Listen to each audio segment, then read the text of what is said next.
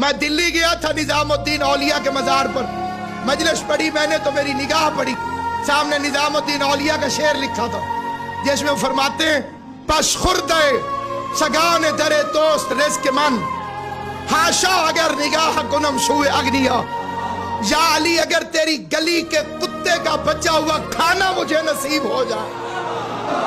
یا علی اگر تیری گلی کے کتے کا بچا ہوا کھانا مجھے نصیب ہو جائے۔ اور یہ تھوڑے لوگ اشارہ سمجھیں کہ علی کی گلی کا کتا کون ہے، کس نے اپنے آپ کو کہا کہ میں شیر خدا کی گلی کا کتا ہوں؟ یہ وہی تھا کہ جس کا نام ہے حسین اور اس کا باپ ابراہیم مجاب، جس کی قبر روضہ حسین کے اندر، مجاب اس لیے کہ جب جب حسین کی زری پر سلام کرتے تھے جواب آتا تھا، اور اسی زری سے آواز آیا تھا کہ بیٹے کو سندھ بھیج۔ آج دنیا کہتی ہے کہ سندھ کو محمد ابن قاسم نے فتح کیا۔ میں یہ فکرہ کہتا ہوں کہ جاؤ سندھ میں گلیاں پھرو، سندھ کی سڑکیں پھرو، اگر ہر چوک پر تلوار لٹک رہی ہے تو سندھ کو محمد ابن قاسم نے فتح کیا،